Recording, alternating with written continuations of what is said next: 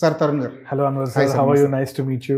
మీరంటే నాకు respect sir. Thank you. ఎందుకంటే సినిమాని చూసే విధానం, రైట్ సినిమాని తీసే విధానం, సినిమాని రాసే విధానం, రైట్ ఈ మూడు ఏదైతే మార్చిన రైట్. కొంతమంది డైరెక్టర్లో మీరు నాకు బాగా నచ్చుతారు. Thank you, that's a big responsibility.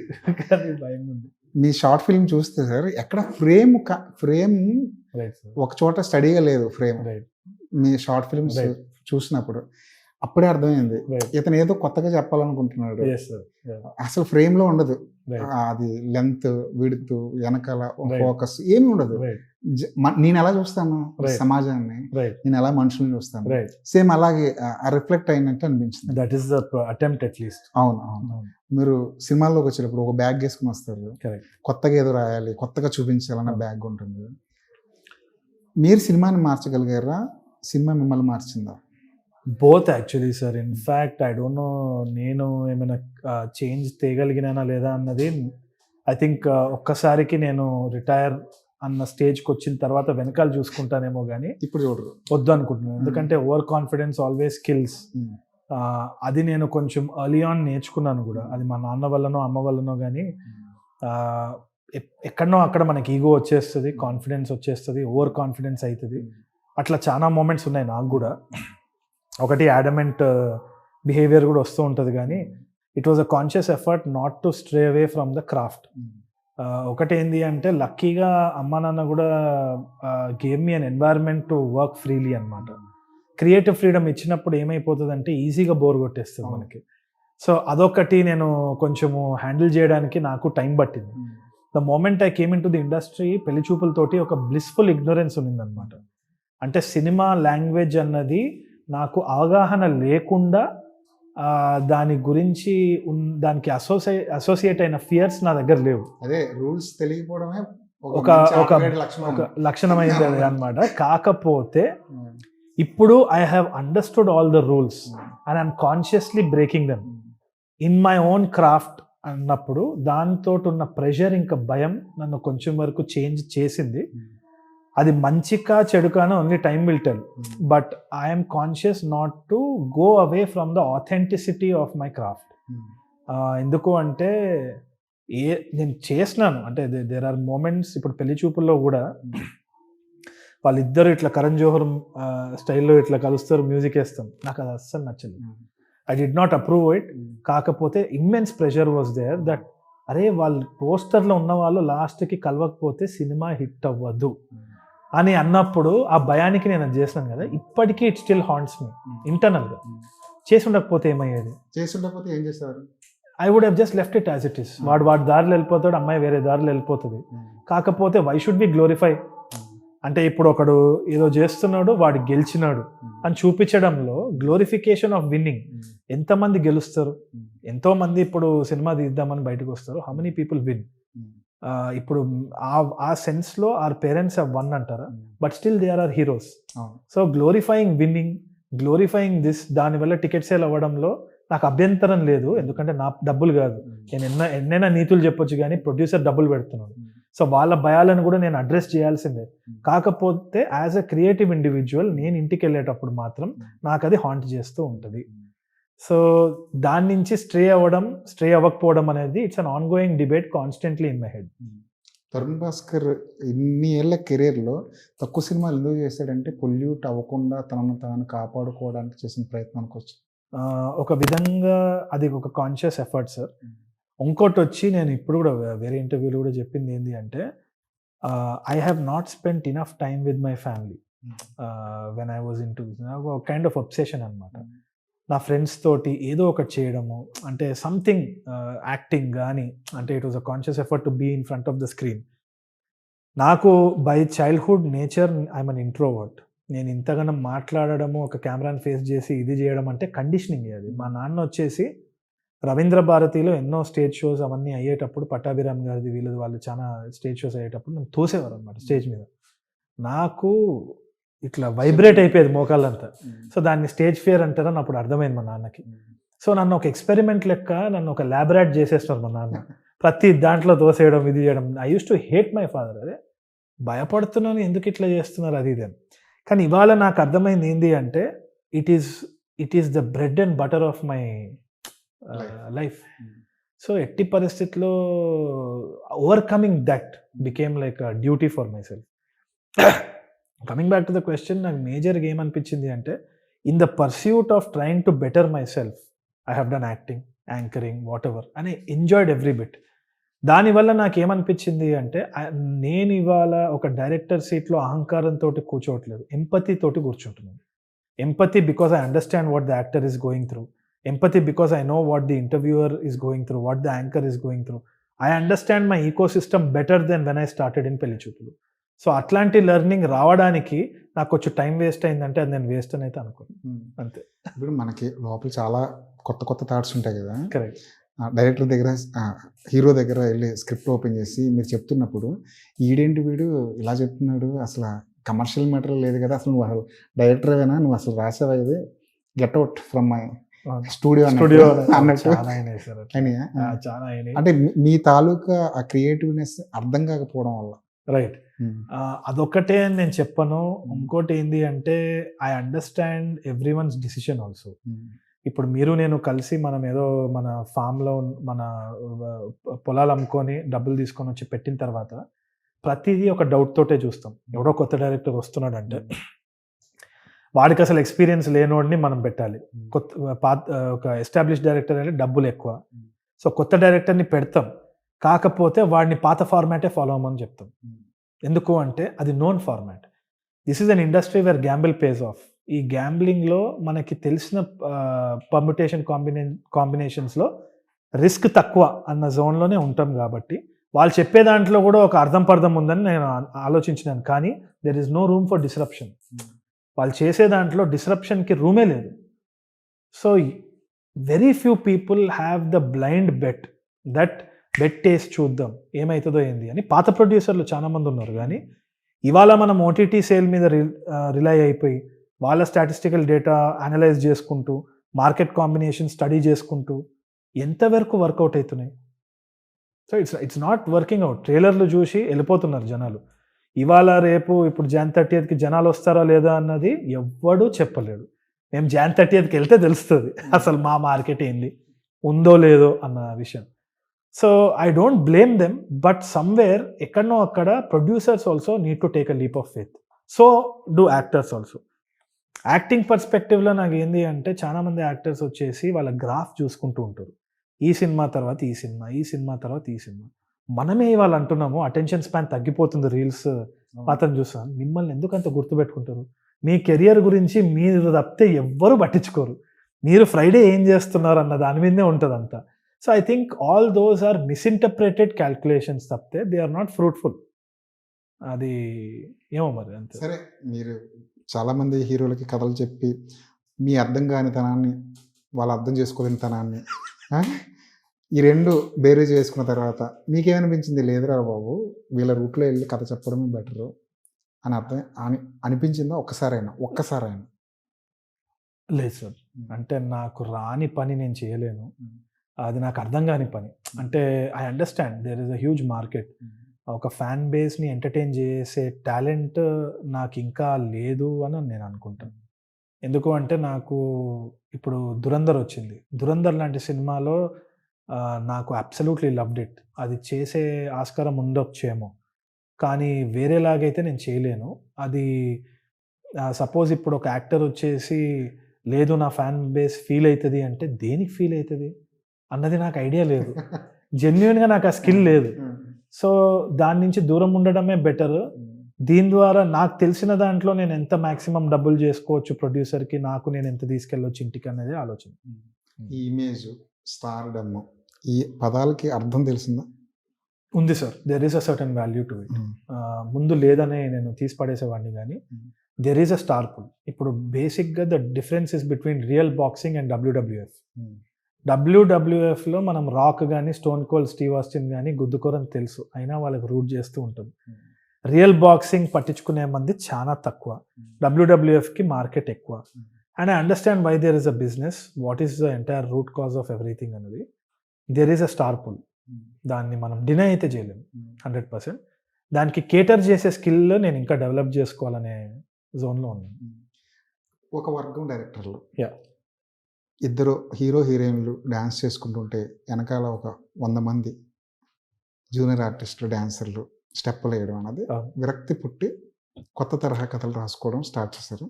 మీరు కూడా అందులో Yes. నాకు తెలిసి మీరు కూడా అందులో ఒక భాగం.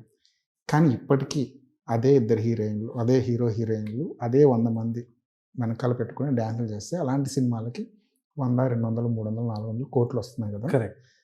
ఈ ఈ క్యాలిక్యులేషన్స్ మిమ్మల్ని కానీ మీలాంటి director set of directors mind సెట్ని మార్చే ప్రమాదం ఏమైనా ఉందా? ప్రమాదం లేదు కానీ దాన్ని చాలా డీప్గా మనం స్టడీ చేస్తే దాంట్లో కూడా ఒక పర్థం ఉంది, ఒక లాజిక్ ఉంది అన్నది అర్థం చేసుకున్నాను. ఒకటి ఏంటి అంటే ఇనీషియల్గా నేను వచ్చినప్పుడు నాకు ఇట్లాంటి సినిమాలు చూసినప్పుడు చాలా చిరాకేసేది. I use to say that this is all lazy film making. అంటే ఏముంది ఇది ఒకటి ఇదా అనే అరగెన్స్ నా లోపల చాలా ఉన్నింది.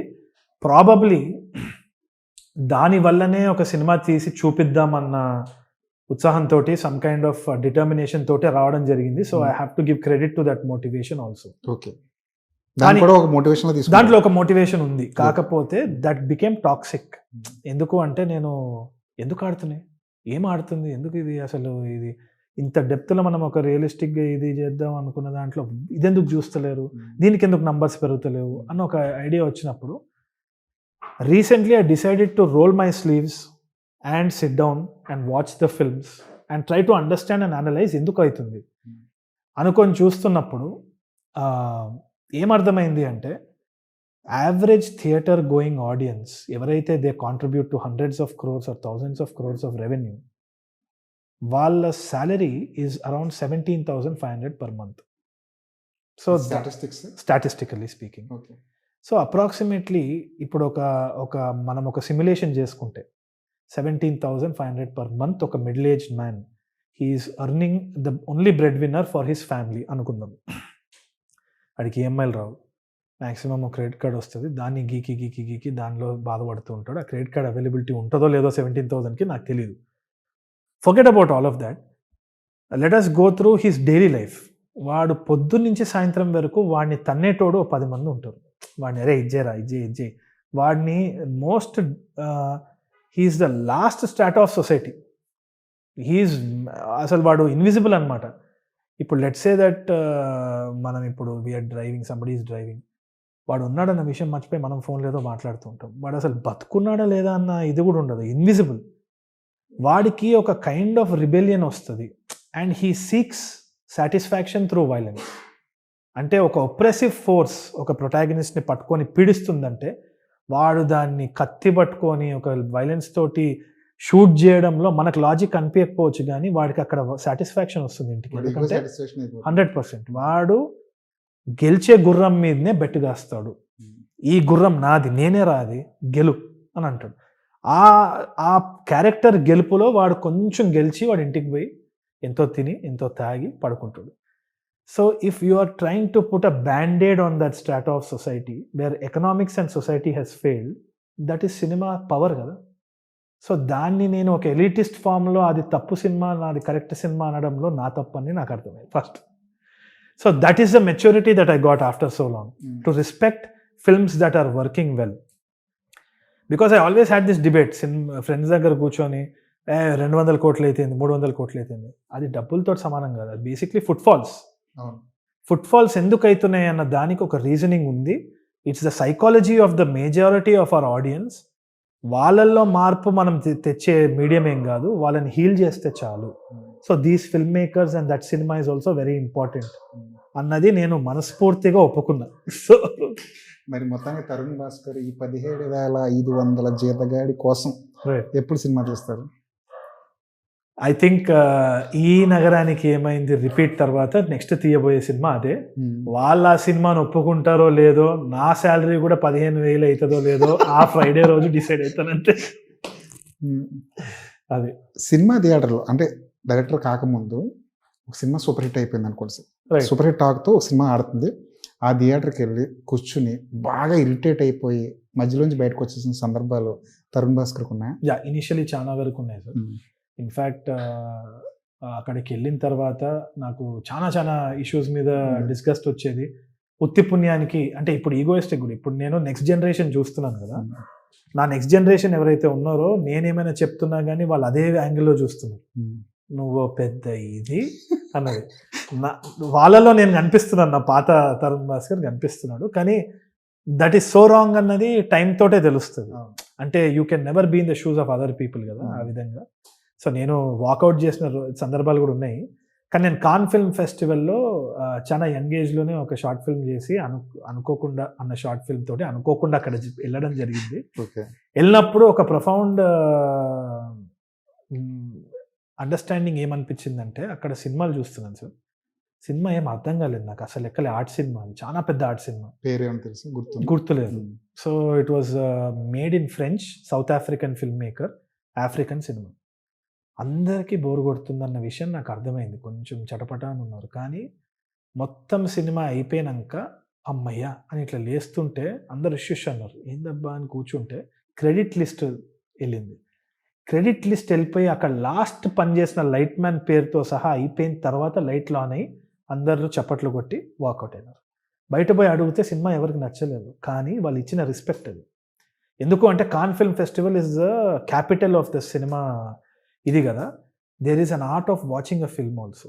ఇవాళ మనం ఫోన్లు తీసుకొని మెసేజ్లు చేసేస్తున్నాం బోరు కొడితే.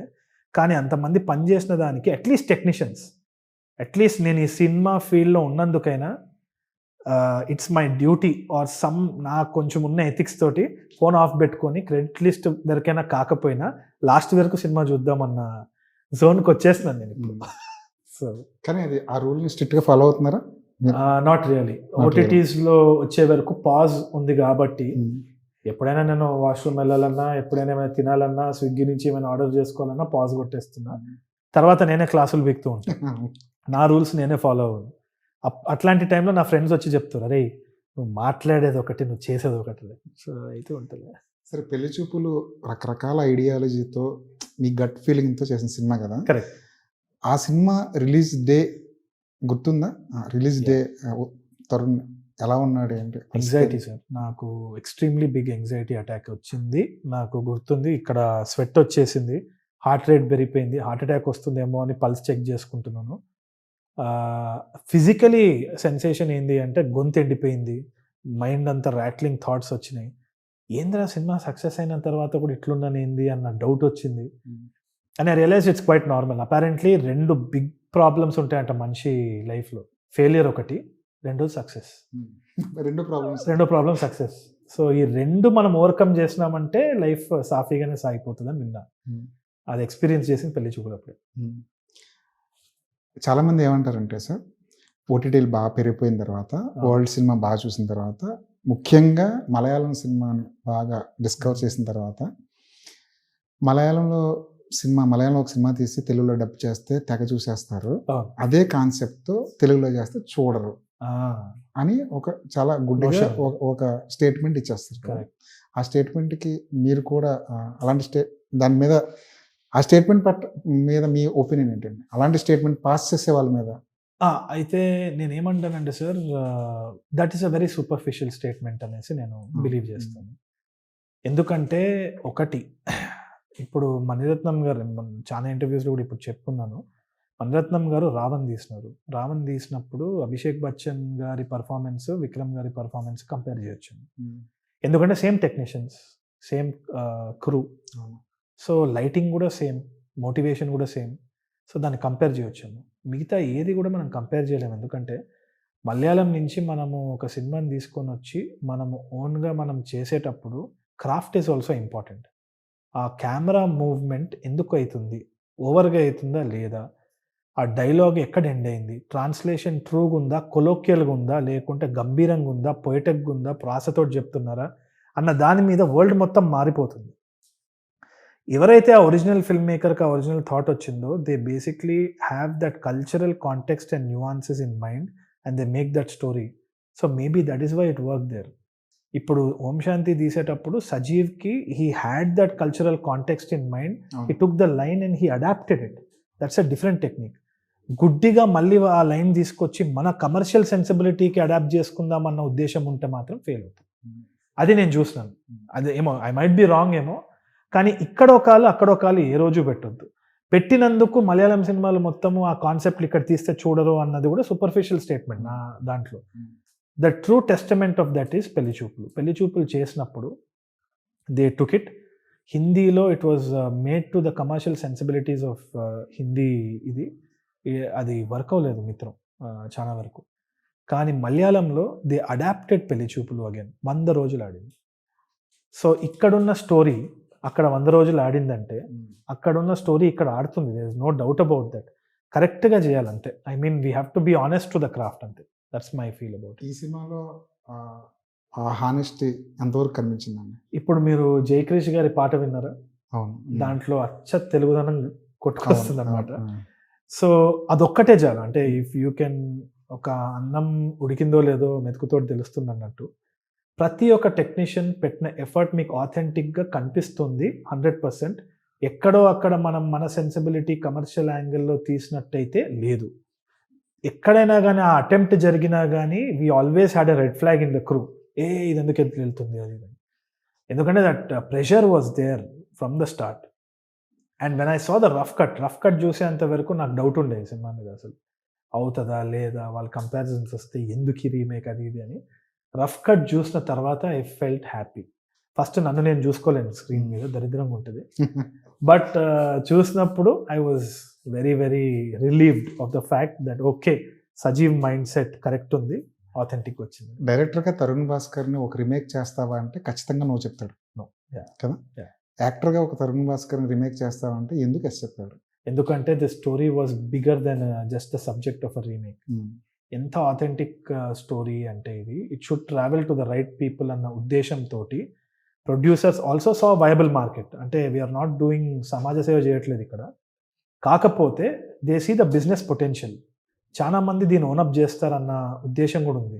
స్టాటిస్టికలీ వాళ్ళు చూసింది ఏంటి అంటే, ఓటీటీలో చూసిన నంబర్స్ వాళ్ళ దగ్గర ఉంది, టాలీ చేసుకున్నారు. రూరల్ ఏరియాస్లో టైర్ 2 టౌన్స్లో ఎంతమంది చూడలేదన్న నంబర్ కూడా వాళ్ళ ప్రొడ్యూసర్స్ దగ్గర ఉంది.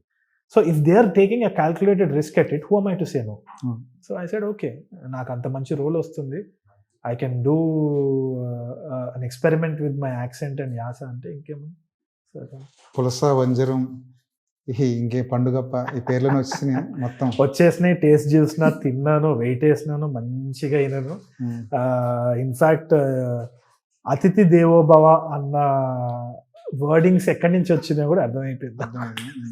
ఎలా రిసీవింగ్ ఎలా ఉండేదండి? ఇష్టపడాలి అసలు వేరే లీగ్లో ఉండేదండి. అంటే నేను ఏం చేసినానరా, నన్ను ఇంత మర్యాద చూస్తున్నారు అంటే, చాలా మంది నిన్నే కాదరా ఏ గెస్ట్ వచ్చినా అంత మర్యాద చూసుకుంటారు అంటే హోలీ షిట్ అనేది అనిపించింది. మర్యాద కొంచెం ఎక్కువైపోతుంది. అంటే ఇంకా మనం తినలేక సావలేక నీ కాళ్ళు ముక్తారా నాయన అనే వరకు they will keep feeding you. But I enjoyed it. అంటే నాకు తెలిసి ఆబ్వియస్లీ నెక్స్ట్ సంక్రాంతికి ఈసారి భీమవరం కూడా మిస్ అవ్వద్దు అనుకున్నాను. ఎప్పుడూ వెళ్ళలేదు, ఓన్లీ నా ఫ్రెండ్ పెళ్ళికి వెళ్ళినా కానీ. మొన్న భీమవరం వెళ్ళారా? వెళ్ళలేకపోయినా షూటింగ్ ఫర్ ఇయర్ని. కానీ next Sankranti I'm going to be in Bhimavaram only. ఆ విజువల్స్ అంతగా, విజువల్స్ అనే కాదు, the food, the culture and everything. నా బెస్ట్ ఫ్రెండ్ భీమవరం అనమాట. ఇట్స్ లైక్ ఎక్స్టెండెడ్ ఫ్యామిలీ నాకు. సో ఈసారి మాత్రం సంక్రాంతి ఏది బాగా నచ్చింది ఈస్ట్ గోదావరి ఫుడ్లో? మేజర్గా నాకు పులస. పులస ఇస్ అన్ అక్వైర్డ్ టేస్ట్. ఎందుకంటే దాంట్లో ముళ్ళు ఎక్కువ ఉంటాయి, ఎదురీత కొట్టే చేప కదా అది. So that will be the thing. చాలా హెల్దీ అని కూడా అంటారు. అది కాకుండా there this small quail eggs. అవును, చిన్నవి. దాంతో ఒక ఎండు చేప కూర చేసినాను, నోరు ఊరుతుంది అది చెప్పేటప్పుడే. అసలే భోజనం చేయలేదు మీరు పొద్దున. అది చిన్న పీతల కూర, చిన్న పీతలు అంటే అది నమ్మలేవచ్చు కదా. That is one thing. వంజరం ఫ్రై అదొకటి. వంజరం ఇక్కడ దొరకదు తమిళనాడులో కానీ కోస్టల్ ఆంధ్రాలో దొరుకుతుంది. రొయ్యలు వచ్చి ఇక్కడ నేను తినే రొయ్యలు హైదరాబాద్లో అవి ప్లాస్టిక్ అండి. అసలు నాకు అర్థమైంది రొయ్యలు అంటే అది వేరే అని. సో అక్కడ గోదావరి రొయ్యలు ఉంటాయి, సముద్రం రొయ్యలు ఉంటాయి, కాలువలో. Very very different kind of thing. ఇంకోటి నాకు ఫార్మింగ్ టెక్నిక్స్ గురించి కూడా ఒక అవగాహన వచ్చింది. What we are getting on the plate అన్నది ఒక స్కేరీ ఐ ఓపెనింగ్ థింగే అనిపించింది. అంటే ఎక్కడైతే ఫార్మింగ్ చేస్తామో, అంటే ఆ ట్రాపికల్ కండిషన్స్ అక్కడ లేని దగ్గర ఆర్టిఫిషియల్ ఫార్మింగ్ ఎక్కడెక్కడైతే చేస్తున్నామో, పారాసెటమాల్ వేయడం కానీ, ఆ ఫీవర్ అనేది ఈజీగా వచ్చేయడం కానీ, దట్స్ డిఫికల్ట్ థింగ్ యాక్చువల్లీ. మంచి క్వాలిటీ అంతా ఎక్స్‌పోర్ట్ అయితది. మనకు వచ్చేదంతా చెత్త. అవును. అమ్మో! అని అర్థమైంది. ఆర్గానిక్ ఇప్పుడు అర్థమైంది ఏది సరైన ఫుడ్, ఏది కాదు అన్నది ఇప్పుడు అన్నది అర్థమైంది. I'm realising. Mm. But I still think ఇంకా కేఎఫ్‌సి, మెక్‌డానల్డ్స్ లేకుండా మనం ఉండలేము. ఎప్పుడో అప్పుడు తినొచ్చేమో గానీ ఐ రియలైజ్డ్ దట్ మన ఫుడ్‌కొచ్చే, మన ప్లేట్‌కొచ్చే ఫుడ్ దాంట్లో చాలా జర్నీ ఉందని అర్థమైంది. Mm. Eye opening it was because of that. ఈ సినిమాలో ఇషా రబ్బాని మీరు హీరోయిన్‌గా సెలెక్ట్ చేసిన దగ్గర నుంచి రకరకాల వార్తలు విపరీతంగా స్ప్రెడ్ అవుతూ ఉన్నాయి. రైట్. దానికి ఏదైనా ఫుల్ స్టాప్ పెట్టే ప్రయత్నం ఏదైనా చేయొచ్చేమో? I think eventually sir. అంటే నేను I'm waiting for the right time to tell it. కాకపోతే Esha is definitely more than a friend and she is one of my best friends. As a companion she is been everything to me for the past few years.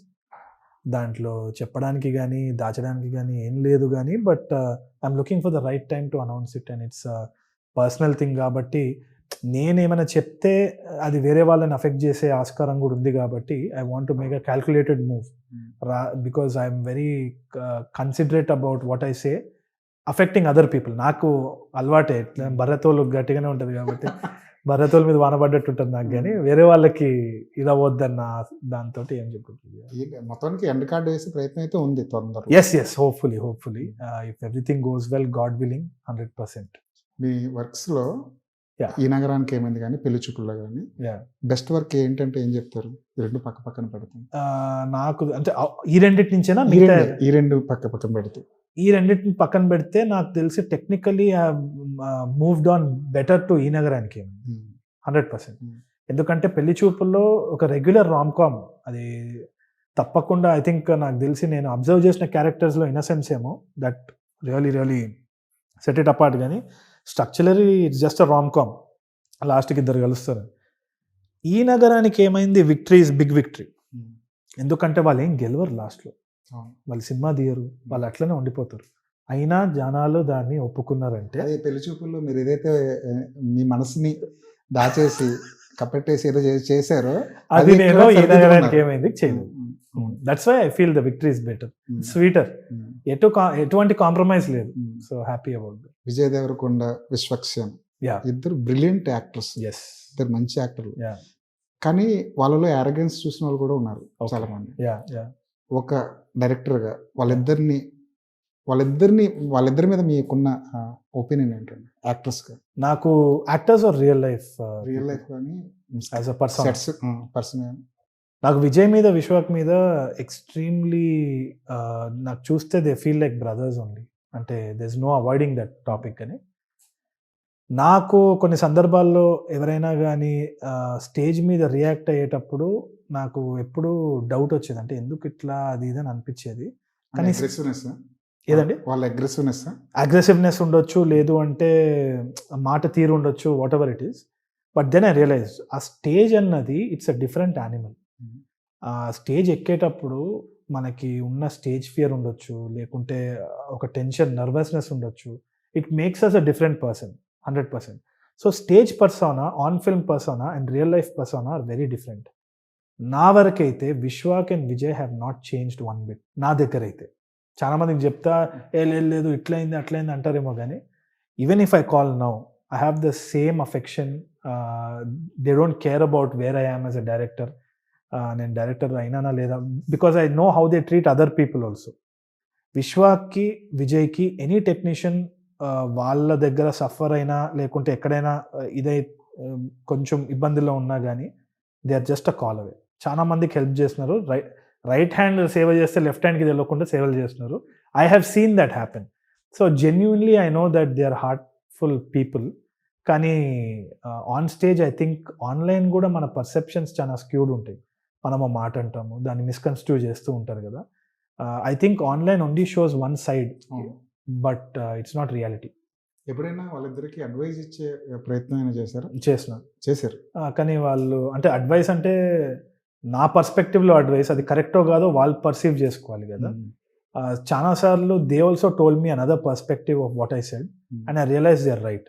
Okay. So they are smart enough. They are extremely smart enough to understand success, failure. They have seen more films than me, and they have seen more of an audience than me. సో వాళ్ళ criticism ఎంత early ఏజ్లో రావడం it will only lead to their maturity. And I think they will be there only for cinema. Vijay కానీ విశ్వాక్ కానీ cinema తప్పితే ఇంకేం చేయరు. I know this. So we will see them for a long time. Social media మిమ్మల్ని కూడా ఎప్పుడైనా irritate చేస్తుందా? Yes, hundreds of times, millions of times. నాకు ఎట్లాంటి అంటే చిన్న క్రిటిసిజం కూడా తట్టుకోలేని పరిస్థితిలో ఉన్న మనిషిని ఇప్పుడు అదే భరతోల్ మీద వానబడ్డట్టే తయారైనా నేను కూడా. నాకు ఎందుకో ఐ థింక్ ఎట్లాంటి స్టేజ్లో ఉన్నా అంటే ఈ ఫ్యూచర్లో నా కిడ్స్ వచ్చినా కానీ కొంచెం దూరం పెడతా సోషల్ మీడియాకి, పబ్లిక్ ప్లాట్ఫామ్. ఓకే, అంటే there is no ethics behind what we are saying online. అది ప్రతి ఒక్కరము ఇండివిజువల్గా మన ఇంటెన్షన్ ఏంది అన్నది, దానికి ఒక కాన్సిక్వెన్స్ ఉన్నది అన్న బరువుతోటి బాధ్యతతోటి మాట్లాడితే ఇట్స్ బెటర్. సో ఆ మార్పు రావాలని నేను కోరుతున్నా. Then we can make it a better place, safer place outside. అంతే. ఇల్లు కట్టారా ఈ మధ్య? ఎస్, ఈ మధ్యనే కడుతున్నాను. I'm very happy. ఇల్లు కట్టి ఈఎంఐలు అయిపోయిన తర్వాత అసలు వేరే తీరు ఉంటానేమో, ఆర్జీవి సార్ టైప్ లో నా ఇష్టం అన్నట్టు ఉంటానేమో, ఫైనాన్షియలీ ఫ్రీ మ్యాన్ అయిపోతే. ఇప్పటి వరకు అదే బడ్డెన్ కింద అనిపించిందా? 100%. నాకు I grew up in middle class family. Financial insecurity was at the core of my upbringing. 100% ఒక ఫైనాన్షియల్ సెక్యూరిటీ వచ్చిన తర్వాత ఒక ఫియర్లెస్నెస్ కూడా వస్తుంది. బట్ మెచ్యూరిటీ తోటి అది వాడదామని అనుకుంటున్నాను. Super sir. మీరు యాక్టర్గా, డైరెక్టర్గా మాకు ఎంత ఇష్టమో యాక్టర్గా కూడా అంత ఇష్టం. Thank you so much. సక్సెస్ఫుల్గా మంచి సినిమాలు అందించారు. యాక్టర్గా కూడా మీ కెరియర్ ఈ సినిమాతో ఇంకో 10 మెట్లు పైకి వెళ్ళాలని, ఏదైతే ఇల్లు కడుతున్నారో దాని మీద ఇంకొక స్టేర్ తొందరలో వేస్తారని. మీరు మాత్రం మారకండి సార్. ఇల్లు ఎన్ని కట్టినా మీ ఒరిజినాలిటీ ఏదైతే ఉందో, 100% మన ఇంటర్వ్యూ ఎక్కడైతే మొదలైందో yes, ఆ ఒరిజినాలిటీ అలాగే కాపాడుకోండి. Thank you so much. Thank you so much. Lovely talking to you.